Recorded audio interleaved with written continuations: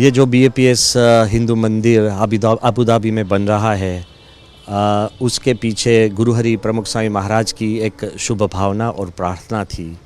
1997 में उन्होंने एक संकल्प किया था कि अबू धाबी में एक मंदिर बने और देशों, संस्कृति और धर्म के बीच अंतर घटे, सब एक दूसरे की नज़दीक आए। वो संकल्प आगे बढ़कर जब भी हमारे वड़ा प्रधान और वहाँ के राजा हिज हाइनेस शेख मोहम्मद बिन जायद अल नहयान, उनकी दोस्ती और मैत्री बढ़ी और एक संकल्प हुआ कि मंदिर के लिए ज़मीन मिले। 2018 में जब भी ये ज़मीन मिली और उनका भूमि पूजन था, तब वड़ा प्रधान नरेंद्र भाई ने वहाँ आकर ये मंदिर का मॉडल का उद्घाटन किया था।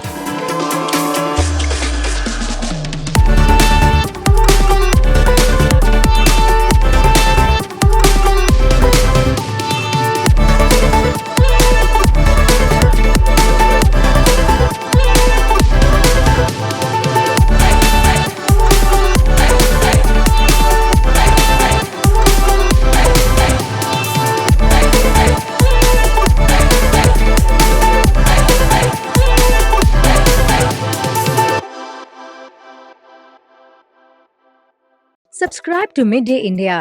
Get direct notifications on all our videos by clicking on the bell icon.